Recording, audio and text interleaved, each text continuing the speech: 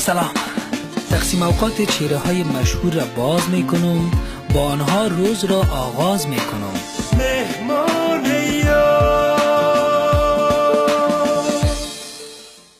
سلامونه. د مهمان یار خبرونه ته ښه راغلاست. هیله کوم چې تاسو ټوله روغ او رمټ اوسئ. په دې اونۍ کې زه د افغانستان یو تن فعاله علمي فرهنګي او ادبي شخصیت د کابل پوهنتون استاد، شاعر او لیکوال، د سیاسي چارو کارپو، مدني فعال د ډاکټر صاحب فیض محمد ځلاند میلمه یم. په پیل کې خپل د مینې ډک سلامونه ځلاند صاحب ته وړاندې کوم. او ځلاند صاحب یوه نړۍ مننه دا چې تاسو موږ میلمانه ومنلو. ډېره مننه تاسې ټولو قدرمنو ملګرو ته چې تاسو خپل کور ته ښه راغلاست وایم. زه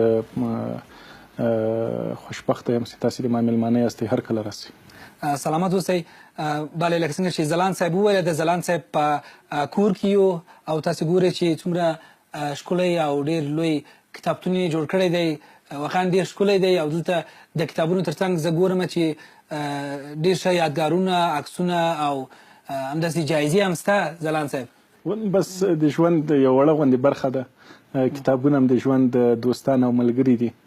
خوشحاله یم چې تاسو سره د همدې برنامې له لارې نه، د مهمانیار له لارې نه د ولس سره، د افغان ولس سره په تماس کې کېږم او دغه خپل وړوکی شان کار او د وړوکی شان هغه امتیاز چې د کابل پوهنتون د استادۍ په وجود کې الله راته راکړی ده، هغه ورسره شریک.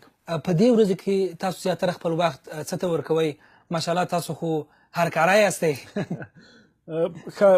د پوهنتون د کارونو سره د امتحانات هم خلاص شو، اوس د دویم چانس امتحانات او دارنګه د کانکور د ازموینو لپاره تیاری نیسو. موږ او تاسې وروسته ځو پوهنتون ته، هلته به موږ دفتري کارونه وګورئ. ګڼ دفتري کارونه لرو د لیکوالۍ او د ځوانانو سره په مدني حرکتونو کې د ګډون په برخه کې هم بوختیاوي لرو. تاسو چیرته زیږېدلي یاست؟ خپل ماشومتوب او تنکي ځواني تاسو چیرې تېره کړې ده؟ ثور د انقلاب په کال باندې په پکتیکا کې د پکتیکا، غزني او د پکتیا په یو کونج کې چې زموږ کلی ده، خور کچه ورته وایي، مټاخان په ولسوالۍ کې راځي. هلته مې زوکړه شوې ده. د ماشومتوب لومړني 3 کلونه په همدې کلي او کهول کې تېر کړه. بیا مجبوره شو چې هجرت وکړو پېښور ته، کوزي پښتونخوا ته. هلته هم ثانوي او لوړې زده کړې تکمیل کړلې او اوس د الحمدلله په خپل وطن کې کابل کې، کابل ښار په دې سیمه کې اوسېږو او ژوند کوو. که مهرباني وکړئ د خپرونې په لومړنۍ برخه کې خپل د شعرونو څخه یو نمونه موږ ته وړاندې کړئ چې زموږ لیدونکي هم واوري او ویې ګوري. ډېر خوند به وکړي. ډېر به حالي سي. حتما حتما. غزل دی وایي: ته لکه ښکلا په ځان کې ورکه ښه، ته لکه ښکلا په ځان کې ورکه ښه، او زه لکه غبار په لارې ځمکه ښه، او ته لکه د ستوري لمر سپوږمۍ په شان، ته لکه د ستوري لمر سپوږمۍ په شان، زه سپک په هوا لکه بڼکه ښه، او ستا او د ځلانده ژمنه ښکلې ده، ستا او د ځلانده ژمنه ښکلې ده، مینه کې واده له پښتو کلکه ښه. پرونې لومړنۍ برخه پیل مو ډېر ښکلی دی په دې شعر باندې. مننه. ډېر ښکلی ځلاند صاحب، ډېر عالي. ځلاند صاحب که خپل د چاپي اثارو په اړه موږ ته ووایاست چې تر اوسه ستاسو کوم کتابونه چاپ شوي دي؟ ستاسو څېړنیز اثار، ستاسو شعري ټولګې؟ ګڼ کتابونه چې تر اوسه پورې له چاپه راوتي دلته مخې ته ایښي دي. له نیکه مرغه تاسې ته به ډالۍ هم کم نن. دا کتاب د ارواپوهنې تر نامه لاندې ده. د ارواپوهنې سایکالوژي بحثو. موږ چې کله طب لوسته نو دا بحثونه موږ ته ډېر زیات دلچسپه وو. شخصیت جوړونه، اندېښنه، ویره، اضطراب ولې پیدا کېږي. بیا همدغه زده کړې مې ټولې راټولې کړلې د کتاب په بڼه باندې. دا 2-3 ځلې چاپ شوی ده. ډېرو قدرمنو ځوانانو خوښ کړی. زموږ په ټولنه کې یو بله ډېره غټه ستونزه هغه د لیډر نشتون، د لیډرشپ. دا د لیډرشپ بحث ته دویم چاپ یې ده او علمي بحث کوي چې موږ څنګه کولی شو یو ښه لیډر پیدا کړو. د جیمز ډبلینز د امریکا لومړنی سفیر و افغانستان ته دغه د بون غونډه جوړه کړل او د بون د غونډې څخه په دې خوا تقریبا شپږ کاله په افغانستان کې د دولت جوړونې په برخه کې کار وکړ. هغه بیا یو کتاب جوړ ولیکه وای د نیشن بلډینګ افټر دی طالبان، له طالبانو وروسته په افغانستان کې دولت جوړونه. دا کتاب د خپل ارزښت له مخې نه ما پښتو ته وژباړه. شعر شاعري د بیکارۍ کې کله چې بیکاره شوی به شعرونه مې لیکلي دا په دې وروستیو کې وه. ټول شاعران همداسې وایي بې څېرې لکه حباب درته ولاړ یم. دا وروستۍ شعري ټولګه داسې چاپ شوې ده او دا کتابونه خدای دې وکړي چې تاسو ورته وخت پیدا کړئ، مطالعه کړئ، تاسو ته به ډالۍ. زه به د بازاره واخلم ځلان صاحب، هیله کوم بس کور ته راغلي کتابونه ډېره بس ما د 2 میاشتو چاره وشوله. ځلان صاحب واقعا دا ډېره لویه لاسته راوړنه ده او زه تاسو ته مبارکي وایم ستاسو د دې لاسته راوړنو او د بریالیتوبونو. دوستانو تاسو په مهمان یار کې زما سره پاتې سئ. زه یوه ورځ د ډاکټر فیض محمد ځلان سره یم. اوس یو څو ښکلي تصویرونه د ځلان صاحب د کتابتون وګورئ او د ستاینلیکونو، د نشانونو او د یادګارونو.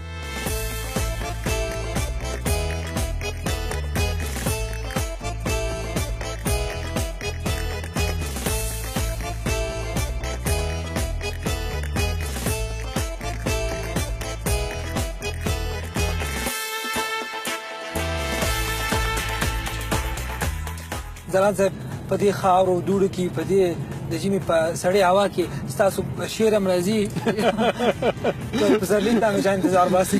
بیګا مې شعر لیکلی دی رښتیا هم، چون ډېره شاعري په افسردګۍ کې کېږي، په خفګان کې کېږي، په اختناق کې کېږي، په داسې یو حالت کې کېږي چې ته یو نه یو ډول باندې اندېښمن یې، نو بیا ډېره ښه شاعري کېږي. د کابل دغه چاپېریال ګڼ خلک یې شاعران کړل. ما په خیال کېدای شي د ما د شاعرۍ یا د شعر لیکلو یو دلیل هم همدا وي، نو دا خو راځي پکې بلکل هم او شعر پکې لیکل کېږي. ځلان صاحب تاسو خپله څه لوست او زده کړې کړي دي؟ مجیب جانه زده کړې مې د لیسانس په برخه کې په طب کې کړي دي. د طب پوهنځي څخه فارغ شوی یم. بیا مې په ډیپلوماسۍ کې د ډیپلوماسۍ د انسټیټیوټ د بهرنیو چارو وزارت څخه یو کلنه ډیپلومه واخیسته. دارنګه مې په لیډرشپ او نړیوال اقتصاد کې د کوچ یونیورسټۍ د ترکیې او د کازین د سویس جنیوا د نړیوالو زده کړو د مطالعاتو د مرکز څخه ډیپلومه کړې ده او ماسټري مې په پبلک پالیسۍ کې د عامه اداره کې د المان څخه ترلاسه کړې. په ښه حکومتواله کې مې هم د المان څخه یو کلنه ډګري کړې ده. ډېرې نیمګړې زده کړې دي. هیله ده چې انشاءالله خدای وس او توان او ژوند راکړي خپلو زده کړو ته لا ادامه ورکړم تر څو وکولی شم خپلې زده کړې تکمیل کړم. ځلان صاحب ماشاءالله ښکلی موټر هم دی. په دا نوي موډل موټر کې سواري هم ښه خوند کوي. ما ته به ډېره بښنه کوي. تاسې له چا سره ګرځېدلی ما د خپرونې کتلې اکثره زرې موټرې لوړ جګ موټرې. زه خو د پوهنتون غریب استاد یم، عادي دا موټر لرم که په لاره کې راودرېدم نو بیا به ټیلې او دکې ته ځان برابروي، باید دواړه په ګډه باندې ټیله کړو. نه والله دا چې دا عشقي موټر ده ځلان صاحب، خوښ دي څه ډېر ماشاءالله ډېر ښکلی دی، ښه رنګ هم لري، خو بیخي داسې نارې او چغې وهي وایي ما پرېمینځه ما پرېمینځه. بس اوس به لاړ سو مخکې له دې نه چې پوهنتون ته ورسېږو، لاړ به سو موټر به پاک پرېمینځو او د هغه نه وروسته به انشاءالله بیا پوهنتون ته لاړ شو. ډېره ښه خبره ده.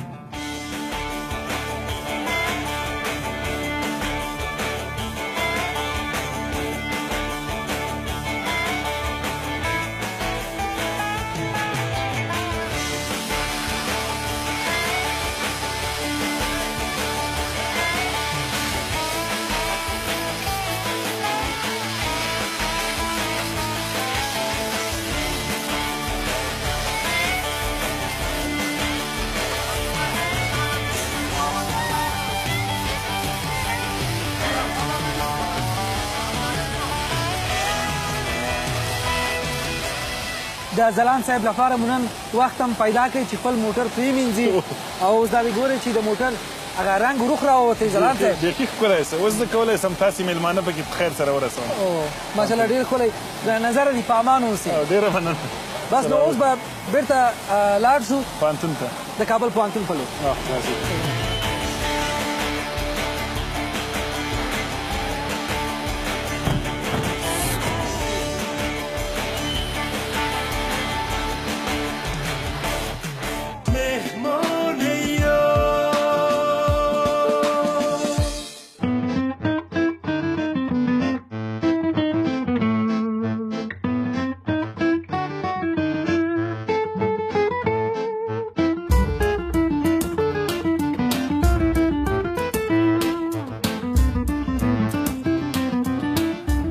اوس زه د کابل په پوهنتون کې یم.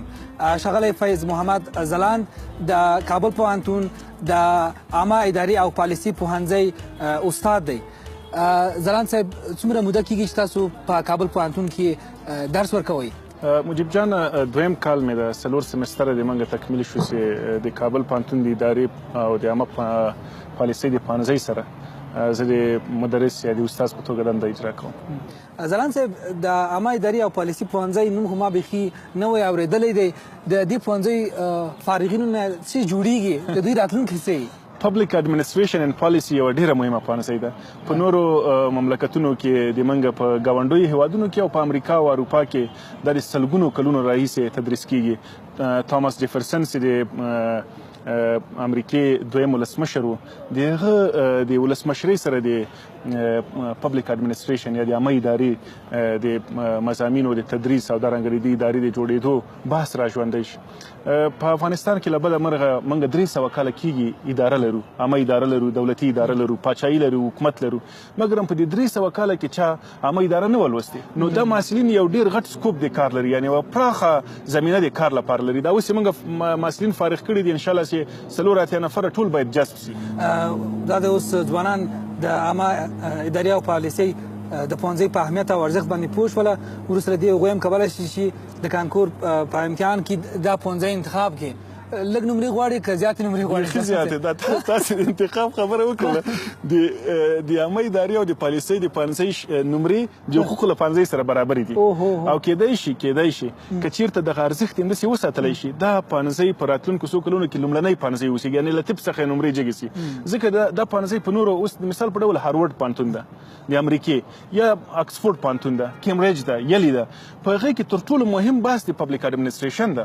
کوم ځوانان غواړي چې دې پوهنځي کې داخله واخلي باید شپه ورځ درس ووایي. ځلاند صاحب تاسو کوم مضمون تدریس کوئ؟ د سیمه ییزې حکومتوالي یا لوکل ګورننس تدریسوم، پبلک سیکټر ریفورم یا د عامه د دولتي ادارو اصلاحات دا تدریسوم، او په آخرني سیمستر کې زه د ریسرچ میتودولوژي یا د تحقیق روش یا د تحقیق لار هغه تدریسوم. اوس خو د کابل پوهنتون د محصلینو رخصتي ده، نو په دې رخصتي ورځو کې تاسو د کوم کار لپاره راځئ پوهنتون ته؟ د رخصتیو په ورځو کې د موږ کارونه لا زیاتېږي، ځکه موږ باید د خپلو چپټرونو ارزیابي او ارزونه وکړو، د امتحاناتو کمیټې جوړې کړو، د کانکور لپاره آمادګي ونیسو. دارنګه اداري کارونه چې موږ څخه په ټول د سمستر کې پاتې شوي دي، مثال په ډول د نمراتو د رسول دي، د علمي شوراګانو دایرول دي، د نظارت او ارزیابۍ د شوراګانو یا کمیټو کېناستل دي. په دغو کمیټو کې موږ عموما همدغه 3 میاشتې بوخت وو. ډېر عالي. ځلاند صاحب ستاسو وخت نه نیسم، تاسو کیدای شي مهرباني وکړئ خپلو کارونو ته لاړ شئ، او زه به هم د وخت په استفادې سره د کابل پوهنتون په فضا کې به یو قدم ووهم چې زما ډېر زیات خوښ ده دا فضا. تاسو ته ښه وخت. مننه. بیا ګورو.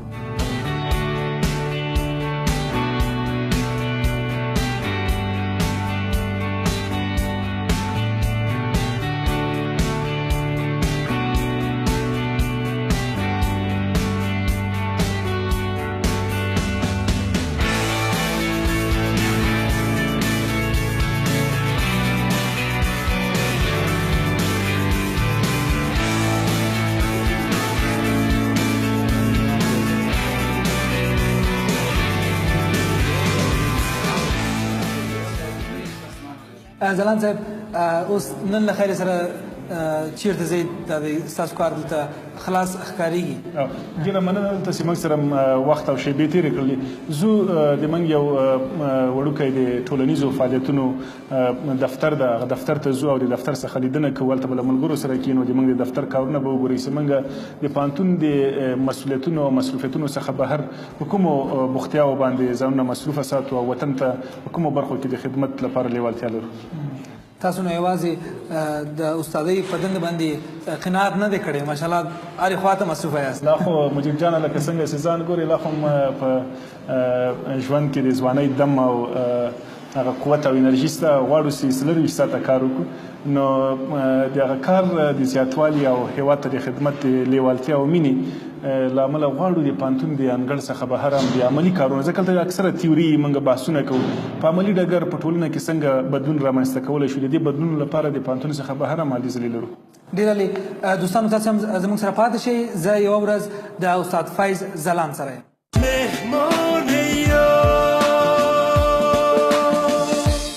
اوس دا د بدلون په دفتر کې د موږ اونیزه غونډه ده.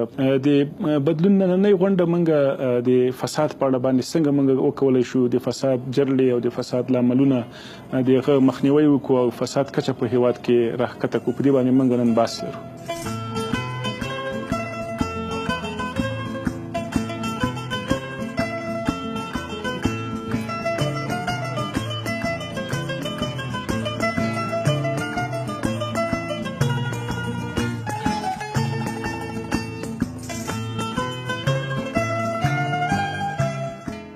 ښکلې باراني ورځ ده او موږ د بدلون په ادارې کې یو.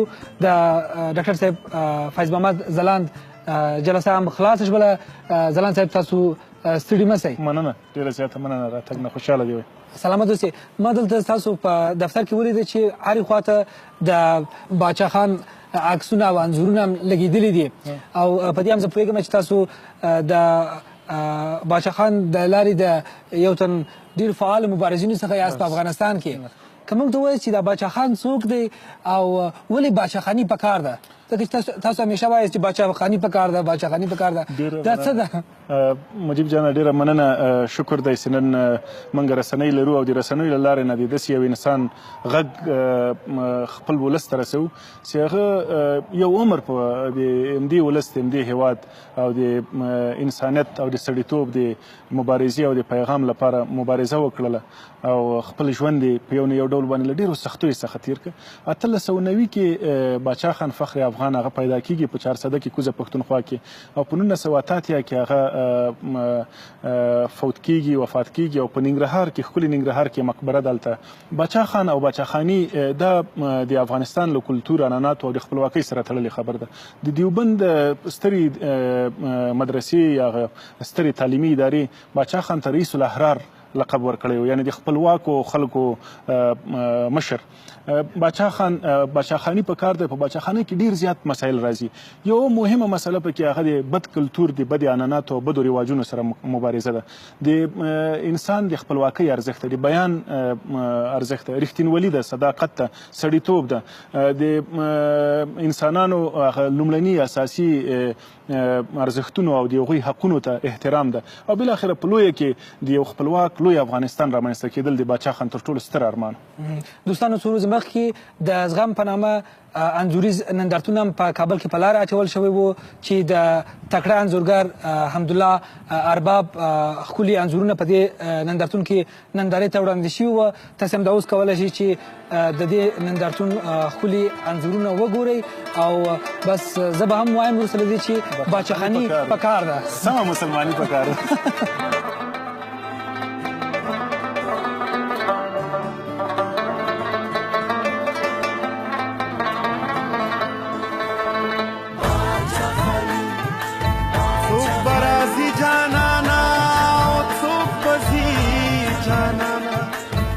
درته زاری نکوم خو غم دې معفوي جانانه، کابل چې هسې یاد کم او زړه مې پړق چوي جانانه، د نن نه پس بس. اوس هم د ډوډۍ خوړلو وخت راورسېد.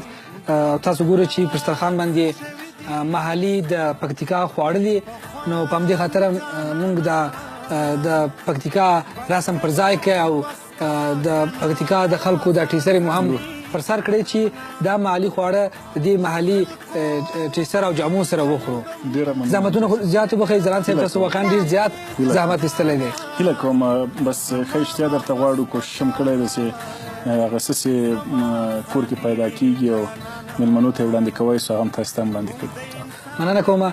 دوستانو ستاسو د ټولو ځای دي خالي وي. لاندې هم د دسترخوان پر سر دی او دا شه د پکتیکا محلي شوروا ده، بینډۍ دي، بس هر څه شته د خدای په فضل سره. تاسو اشتیا پکار ده. بس نوشي جانې. مننه کوم. تاسو ته هم ښه اشتیا غواړم. مننه.